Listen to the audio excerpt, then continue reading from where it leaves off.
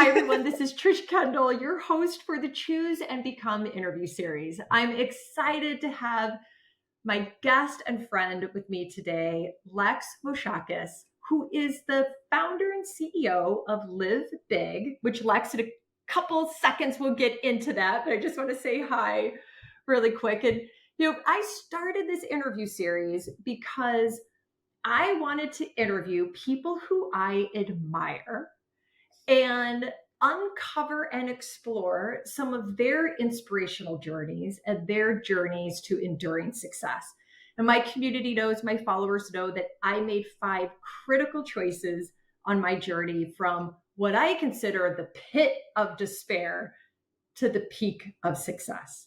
And so what I get to do is spend time with people like Lex and ask for her insights and wisdom and a little bit of lessons as it relates to these 5 choices on your journey.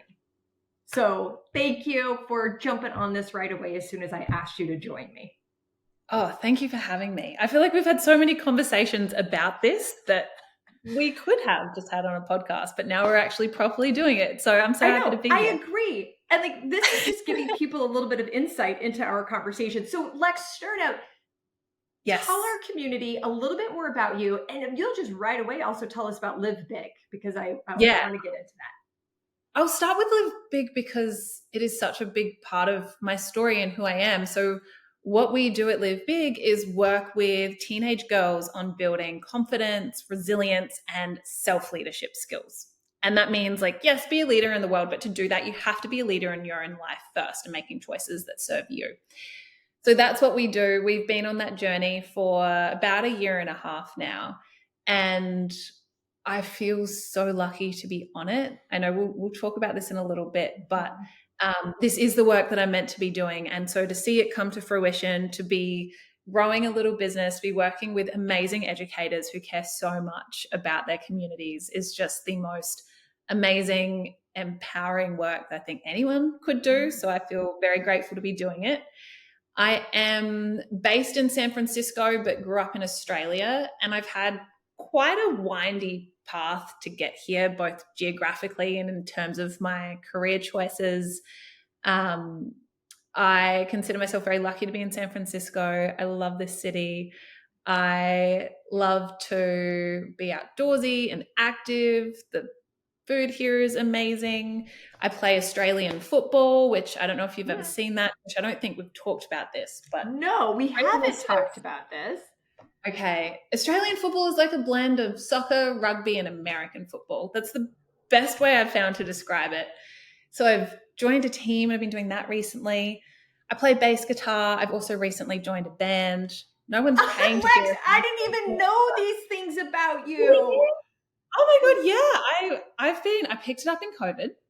I actually did play in high school, but I picked it up again in COVID and I got really into it, met some amazing people, and we were like, we all want to play. Let's just play together. We found a band space now. We've got someone trying to book us a gig. Yeah, I need to bring you out to San Francisco. Yeah, but wait, did you start this when you were in Chicago? Did you start when you were in Chicago? New York, yes. I started, I was in New York first. I started there and it helped get me through some tough times in COVID, and it's just become something that I love. So I love to count music as one of the things that I do now, which is cool. It's amazing. Okay. All right. So let's get into this a little bit more before we even get into the 5 choices. Yes. At least the 5 critical choices that I made. I want to get your insight on these. I know that we each have our own definition of success, and you and I are both very success driven. When we talk about creating enduring success, what does that mean to Lex?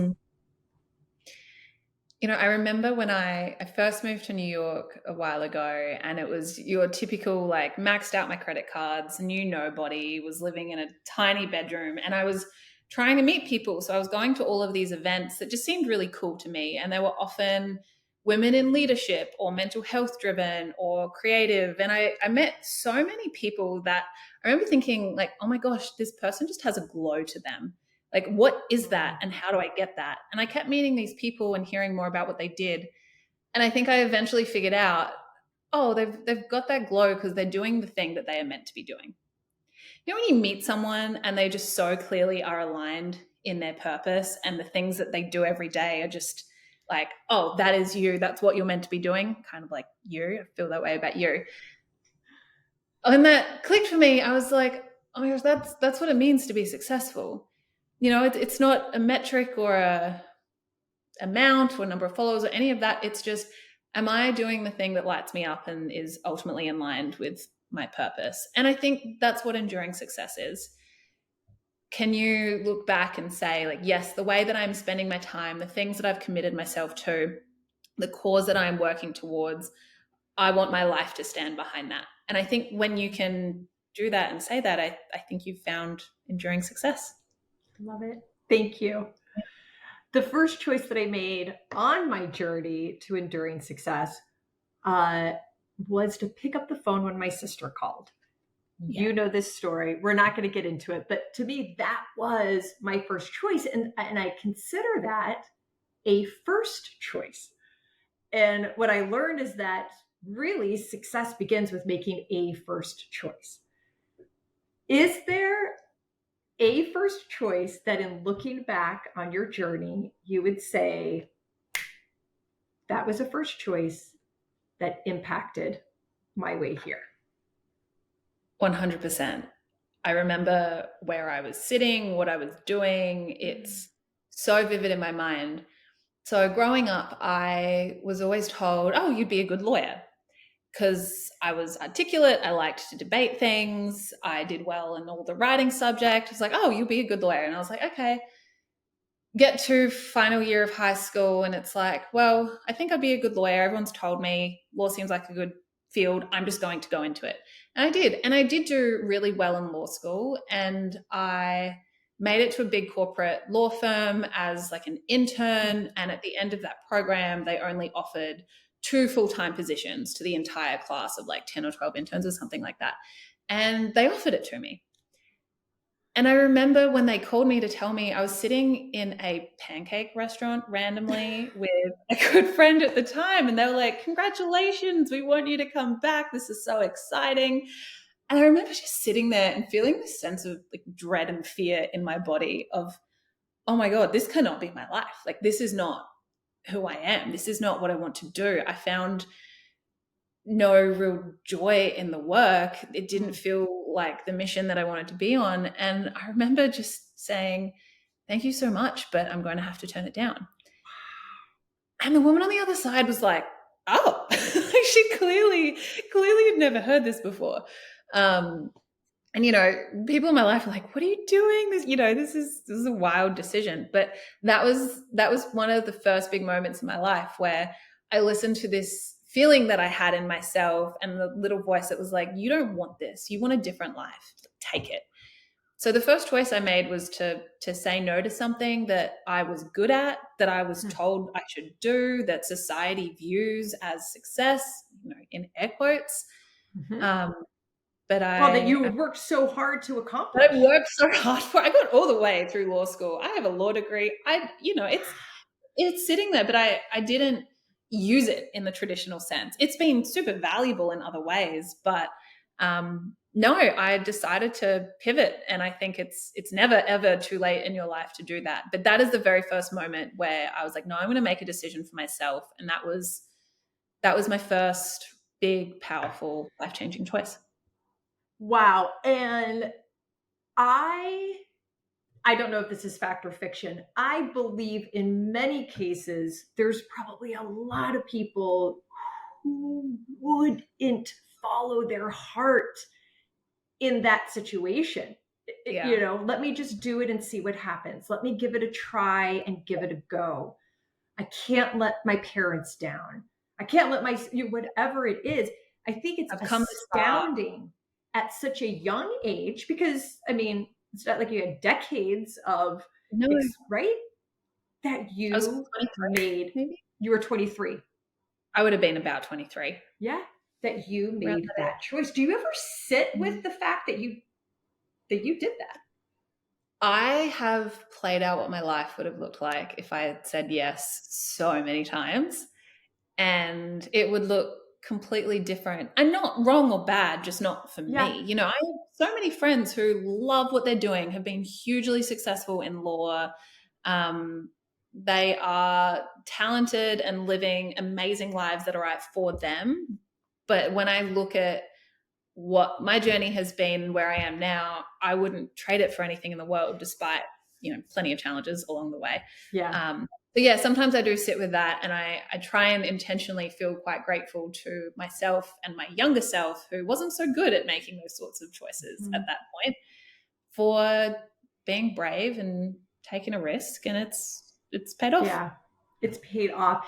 And I just want to think about your young self for a minute, especially because you coach and inspire and lead other young selves and the people who influence and coach and Yes. lead other young selves, Yeah. teachers, guidance counselors, academic professionals.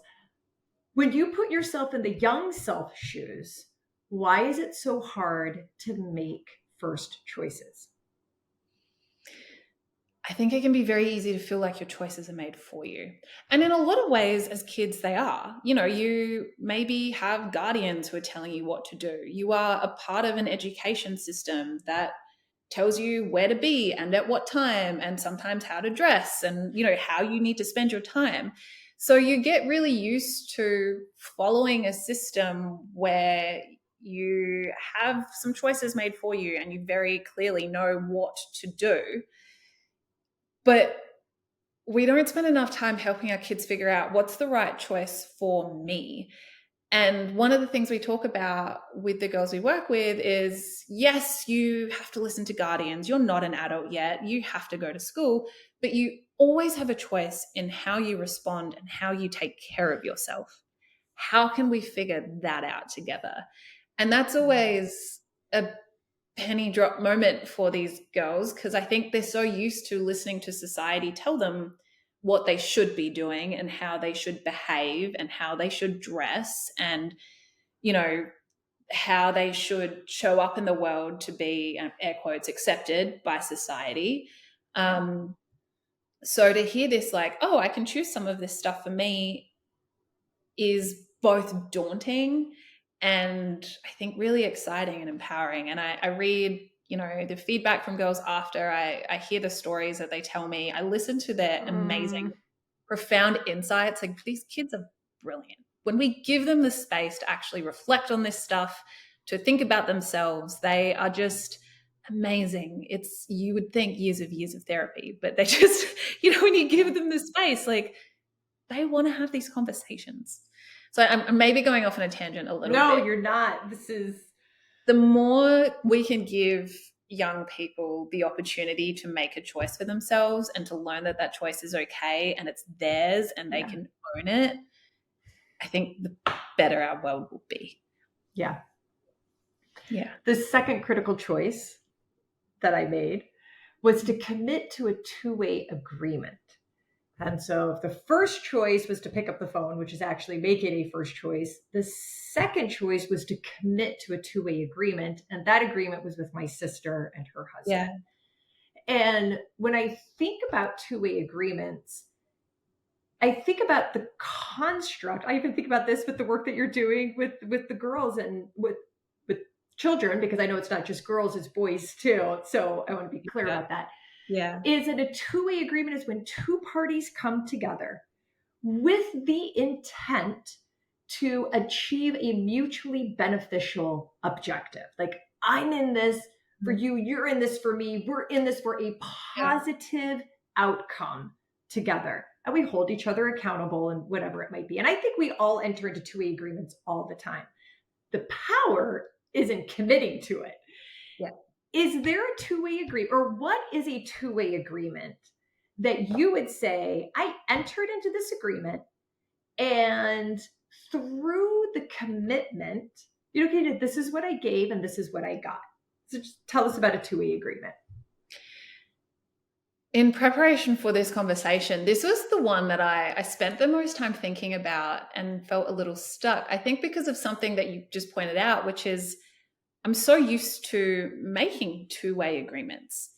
We we have them all the time. I can think of my husband is an obvious one. We've committed to being in each other's lives for as long as that serves us to do so. Really profound ones for me, especially in my younger years, were the teams that I joined, and just being able to be a part of something and knowing that that something required me. I was a part of the rowing squad in high school. Rowing was my sport. And the boat literally doesn't go straight if you don't show up. And it was the most profound lesson. And I'm going to show up for these people. And it served me so well in terms of learning about life skills and different ways of operating within a community and being able to contribute to it. What I thought about, though, and I hope it's okay that I'm taking this question in this direction, what I thought about was how if there's a two-way agreement and someone else is holding me accountable and I owe something to someone else, I'm pretty good about it. I don't want to let other people down. There is something inherent in me, and maybe this is the way that young girls in particular are conditioned to like please the people around them and to make them feel comfortable. I have that tendency. And so if I make a commitment to someone, it doesn't matter what stands in my way. I will follow through because I do not want to let that person down, and I do not want to be seen as someone who can't do the things that I say I'm going to do. Actually, where I struggle more is when I make a commitment to myself. And I thought about, this idea of it being two ways, and I got quite philosophically into this, Trish, as you can see. I love it. Keep going.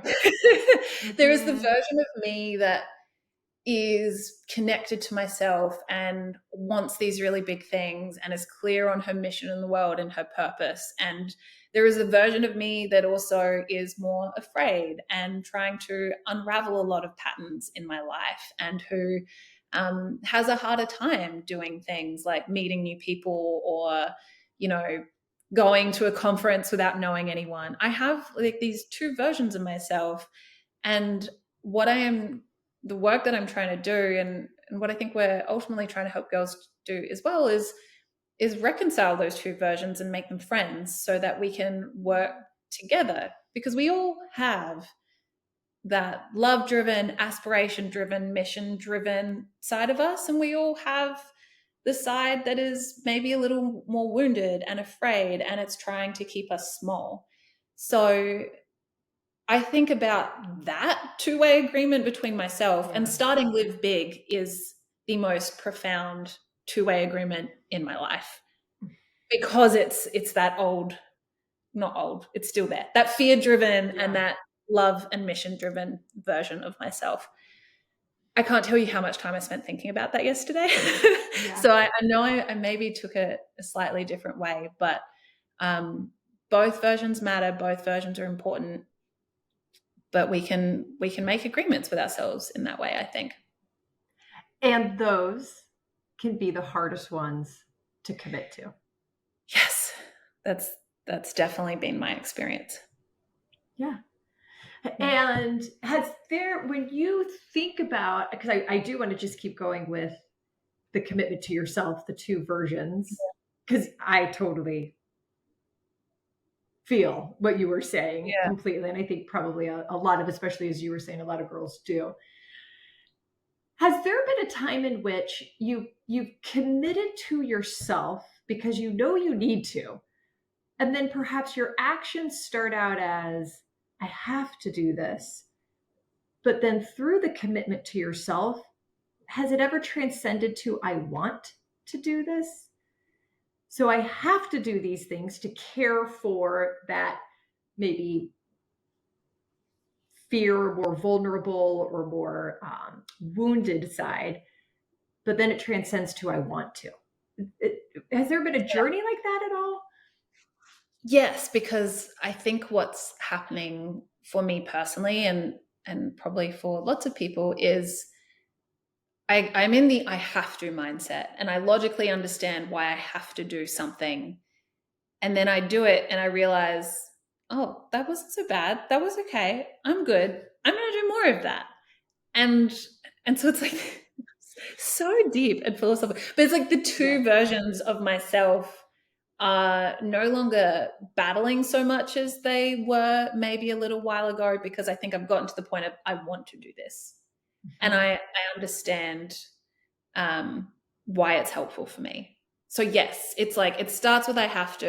It starts with a bit of a struggle, and I have to constantly remind myself of why I'm doing it, and then pull it off. Not so bad. This is okay. Oh, Yeah. let's keep doing this. So And then the yes, two are more absolutely. in sync, more in line, more cohesive, and probably elevating each other too. Yeah, yeah. I think so. I Mhm. think so. I'm going to take us to the third choice. Okay. The third critical choice that I made on the journey was to build trust in myself and then inspire the trust of others.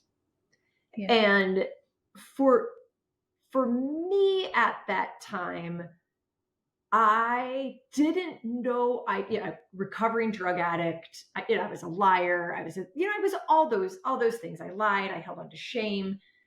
I didn't know that I could ever trust myself, let alone inspire the trust of others. But whoa, I figured it out, and I and I did it. It's probably one of the things that I'm the most proud of. So when I think about your journey, and when you think about your journey, first off, was there ever a time that you didn't trust yourself? That perhaps you had to build more trust in yourself, and then we'll get into the trust of others. But how do you build trust in yourself? I didn't trust myself for a really long time. Um, there was an experience I had as a teenager that I've probably shared with you. I share this a little bit in my work with girls, but I was having a tough time. My parents divorced. There was a lot of fighting, sort of moving around, like back and forth between different parents' Mm, houses. Really lent on my friends for support and got that support from them.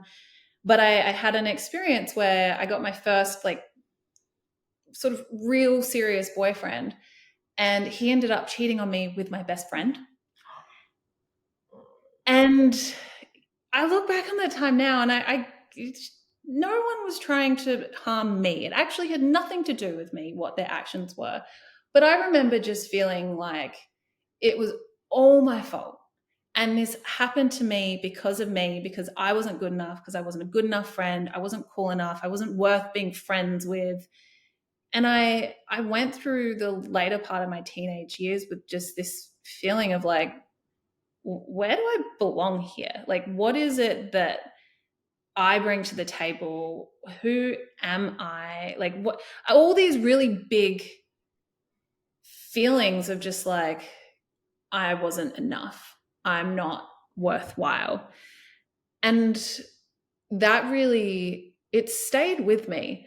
And it still has stayed with me in some ways. When you like leave your teenage years, you go into your 20s with those sorts of sentiments about yourself. yeah. It was really hard to, and I think that's why I'm so proud of the law firm moment, because it was the first time where I really did like trust myself to make a decision that was right for me, because I hadn't ever trusted myself in that way before. And I came out of my teenage years knowing that I wanted to work with teenage girls because of Mm, what I had experienced and how low I had felt, despite the fact that, I grew up in a very privileged, loving home. I had a great education. Like, it doesn't get much luckier than what my experience was. And I struggled with it a lot. Um, and so, the turning down the law firm was one of the first moments of trusting myself, even though I probably couldn't have articulated at the time. But then starting Live Big was the ultimate, because it had been my dream. Like, I have been on this quest for so long. And I think, had I trusted myself more earlier, would I have maybe studied psychology and done something more aligned to this sooner? Absolutely. But at the same time, I don't regret it. I just appreciate how long it mhm. took me to get to a place of, you're okay, you can do this, like, figure this out, you're going to be great. But yeah, it was a tough road to get there for sure. I have a couple things that just popped in my mind through this conversation. One is I'm gonna send you this podcast is just a quick 20-minute, but a colleague of mine, Martin G. Moore, he's a fellow Australian. Now he's here in the US from Boston, but he's a fellow Australian. And he is in his 60s now, and he talks about his experience with leadership. And what I just listened to him say is his accumulation of choices. Yeah. When it was all about hindsight, and maturity and looking back. Like when you look back, would you have made a different choice? Maybe, but if you did, you were a different person. And it's the accumulation of choices throughout our journeys. It's almost like right now, right here, when you made that decision in that pancake shop, which I think is huge, huge, to make the decision to follow your heart and not accept that position.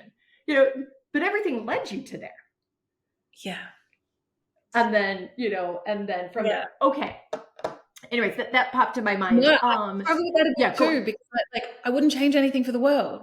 But also, someone who knew what she wanted to do, you'd think I would have put myself on a different path, but I didn't because of all that fear. So yes, that resonates with me completely. When you're working, when your company, when Live Big is working with girls and those who help and influence girls, do you talk about building trust? Are there conversations that get into with the girls about how they build trust in themselves? Do you ever hear anything from them? Yeah, we talk about it a lot. We talk about it in the context of making choices that serve us. And the more that we can listen to that and do that, the bigger our life can be. Yeah. And I think that in and of itself is an eye-opening, powerful moment for girls, because they realize that they do have choice and they can make them and trust themselves to do it. We also spend a lot of time talking about what we call the voice of small, which is that voice in your mind that's responsible for all of the negative self-talk that every single one of us has. And I bring that up because girls are so used to hearing that voice, and because they hear it so often, they believe it. They believe it to be true. And so we do a lot of work around understanding, what is that voice of small? Why is it there? And it's just there because it's trying to protect us from pain. It's a fear-driven voice. But then we help them do the work of okay, now let's reframe some of what you're hearing into a big belief, a belief that actually serves you. And we do this work, and I always ask, okay, so which is more true? The belief that you hold that the voice of small is speaking from, the limiting belief, or the big belief? And I think about it, and they're always like, oh, the big belief. I'm like, yes. Why is that? I'm like, oh, because it's the one I chose. And I was like, yes, that's exactly it. It's more true because it's the one you chose. So constantly throughout the programs, we're trying to reinforce this idea of what is true is what you choose for yourself, what you choose to believe, and whatever that means for you, it's always different. And you can trust that. You can act on it. That is yours. You've chosen it for yourself. Trust it and move from that place. And we see girls make some really powerful choices around the beliefs that they want to carry with them into their lives. It's beautiful. I love the work that you're doing. Because I know people follow you and watch you and are inspired by you and learn from you. How do people earn your trust? My trust? Yeah. You be in it for the right reasons. Now that I'm in education, I can see, I meet so many amazing people who are truly there, who have spent their entire career in education for the kids. I meet those people every day. I also meet people who are not in it for the kids. They're in it for the business reasons. They're in it for whatever reasons. And I can tell who those are pretty quickly. But I also meet amazing people who hear what we do and they're like, oh, how can I help you? I can't tell you how many advisors who are just incredible in their fields have come to us and said, oh, tell me how I can help. And they mean it because they see the work that we're doing. They see the crisis that girls are in. It is a mental health crisis like we've never seen. They are struggling in so many ways. And they know that. And so when I can tell that they are driven by supporting the kids in their communities, that's when I trust them. That's awesome. Yeah. So a couple of things that you have said are leading me straight to the fourth critical choice. So you talked about your sense of belonging, and then you've also talked about creating community amongst teams and team members and the community you're creating within Live Big. So the fourth critical choice I made was to create community and belonging. I think I was in my 30s. We have talked about this, and I looked around and I was friendly with everyone, but I was friends with no one. I still didn't feel like I belonged. And I think we, especially girls, sometimes hold on to that feeling of not belonging. So I know, because you just shared with us, that there have been times where you didn't feel like you belonged. How does it feel to not belong? And then if you want to share specifically one of those times, please do. But how does it feel not to belong? Yeah. It doesn't feel safe. We're social creatures. We're meant to be in a community. That's what safety is for us, I think, in so many ways. And if you feel like you don't belong, you can't just be. You cannot put your guard down. You are on high alert. You are not able to exist without your defenses up. Because you're constantly scanning, okay, how do I fit in here? What do I say to this group? What am I doing or not doing that I should be? You're constantly trying to analyze, how do I fit myself into this puzzle? How can I be the right puzzle piece?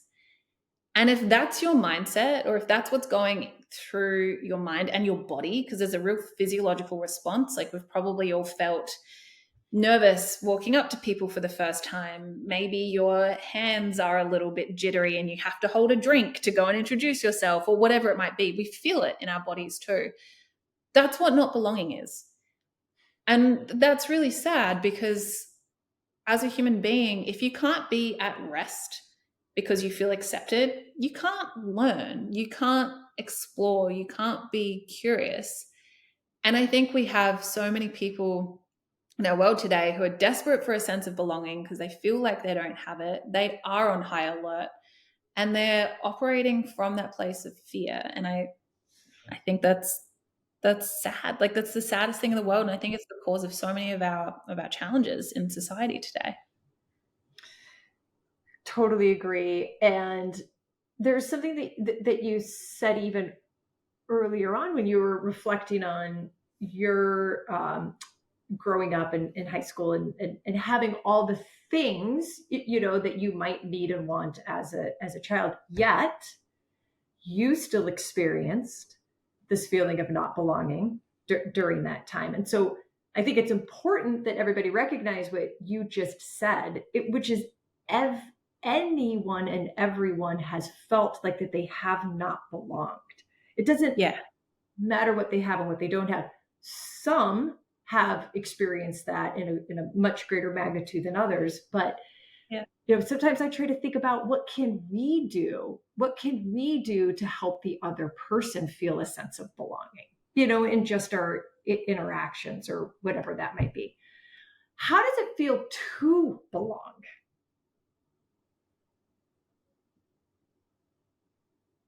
I mean, the literal opposite of what I said, I suppose, which it feels safe. It feels safe at like a deep core physiological level. You can just be. You can experience love in that place. I was very lucky to hear Dr. Bernice King at a conference recently in Atlanta, and she was speaking to a room full of counselors and like 5,000 counselors, talking about the importance of the children that we serve knowing that we love them, because that might be the only place that they get to experience love, and to literally be able to say to those kids, I love you. And noticing how few people actually use those words, I love you, And that could transform a kid's life, to be able to feel like they belong somewhere, that they are accepted wholeheartedly for who they are. And why I think that's so important with kids is we have so many labels for behavior today. And I'm sure you experienced this growing up. You are the naughty child, you are the Oh, yeah. quiet child, you don't participate in class, we have how many kids in the juvenile system? They are not bad kids. They have had things happen to them in their lives. They have adopted these behaviors that once helped them to survive. It's now no longer serving them. But how are those kids going to feel a sense of belonging if they don't feel like they can be loved by anyone? And so the need for all of us in society, but I think especially if we reach children, is to have every single kid that we touch know that we see them, that we value them, that they are safe with us, no matter what their behavior is. And I've been challenged in so many different ways in these workshops, but I always try and come from a place of, you're accepted here, you belong here, I see you, it's okay. Yeah. So I think about all of the kids who feel like they don't belong and what it means for their future to have that really felt sense of not belonging at such a young age. And the opportunity that we all have as adults, as educators, as people in their lives, to give them that, even if it's brief, that moment of, you belong in this classroom, or you belong in this workshop today. You are meant to be here, and I'm so glad that you are here. Yeah. So this leads me finally to the fifth critical choice, because for me, it was a 25-year journey from the first choice I made of picking up the phone to finally the fifth critical choice was to choose to embrace my boundless capacity to love, to give all of my love as a verb, the manifestation of love as an action, and to receive what you were talking about, receive someone else's love that they have for me. So I just want to talk and get your perspective here a little bit about the idea of boundless love, giving love, the verb. Is there a time in which that you can reflect on and say, I gave all of my love and this is what it felt like? No withholding, no guarding. This entire journey of Live Big has been that experience for me. I've given everything that I have to give to get us to this point today. I remember being in a workshop recently with some sixth graders and a group of 10 or 12 girls. They were super dysregulated. They were very externalizing in that dysregulation. So they were not wanting to sit still. They were talking. These girls would fight each other. That was part of why I was there. There was a lot of physical fighting within this group. And I was talking through this idea of confidence, and one of them sniggers and turns to a friend and goes, and I hope it's okay that I say this on your podcast. Yeah. She goes, oh, this bitch archaic. And I remember my first thought being like, archaic, that's a really interesting use of the word archaic. Yes. I was kind of like, oh, haven't heard that word before. Okay. Yeah. And I remember feeling, it doesn't matter who's laughing at you. If you're standing in front of a group of people, it doesn't matter if they are 3 years old, 30 years old, 60 years old, you feel in your body this, oh, I'm not being accepted here. I don't belong here. And you have that instant reaction of challenge. And so I was faced with that choice of, what do I do here? I don't want to discipline her. That doesn't feel right. The rest of the group is laughing at me. And I took a breath and I remember being like, this is her experience. She needs to challenge me. She has learned to challenge me as a part of her survival behavior. I have complete love and respect for that. So in that moment, I just looked at her and I was like, I don't think it's archaic. Let's talk about it a little bit.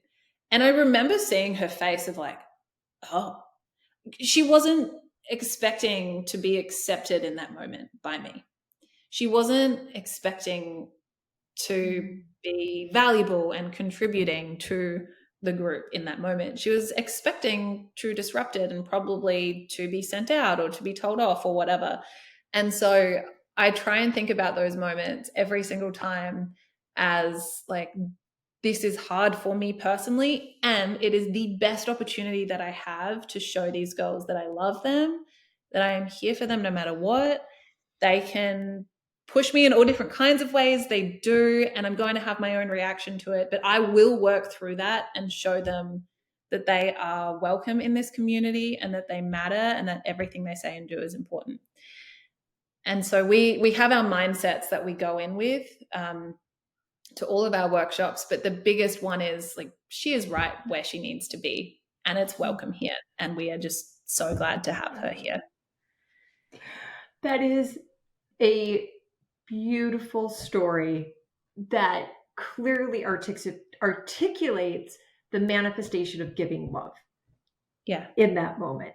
Because people ask a lot, like, what does it mean? What does it mean to give love? And I think it manifests itself differently for different people in different ways in different environments. So oh my gosh, if just one more person in her life showed up with the intent, and I don't want to just focus on her, but if us as human beings, if we just showed up with the intent in this interaction to give and to receive. Yes. And to receive love, right? She had to receive it. And she chose in that moment to receive what you gave her. And that is the power of that moment. You chose to give, she chose to receive. And then it probably changed the whole dynamic of the experience. Yeah. And I believe with my whole heart,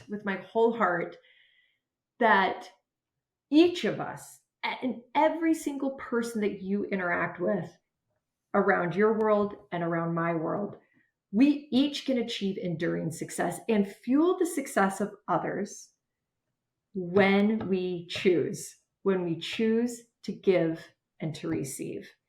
And Lex, thank you for just choosing to give with me today and always receiving, and the work that you are doing. Before we wrap up, because I totally kept you way longer than I said I was going to, is there one more thing or one message or one little nugget that you would share? If you have a child in your life, tell them that you love them. And obviously not obviously, but do that for your own kids, but even if they're not your kids and you know they're struggling or you know that maybe they need a little bit of support, like make sure you leave that interaction with them knowing that they matter and that they are loved. We can all do that. Yes. Where can people find Live Big? We are on LinkedIn. Our website is a little bit of a different one. Maybe we need to change this, but it's livebig.community. Yes. Right now it's livebig.community. Livebig.community. You can reach out directly to me. You can reach out directly to my business partner, Brian Miller. We will talk about this stuff all day long with anybody. So whomever you are, we are always down to have a conversation with you. So connect. Would love to chat. You're awesome. Lex, thank you. And everyone, thank you for joining us for this episode of the Choose and Become interview series. I am always just inspired by my guests, but Lex, specifically the work that you're doing for those around you. I just want you to put me in your pocket. I just want you to put me in your pocket. Oh my God, the girls would love it. Anytime. We can figure that out. We'll do some of this. All right. Well, thank you. Thank you. Thank you for joining me for our Choose and Become interview series. You could find this episode and others at trishkendall.com. Just go to trishkendall.com/choose-become-interview-series. Or if you have a question or just want to leave a comment, email me, trish@trishkendall.com.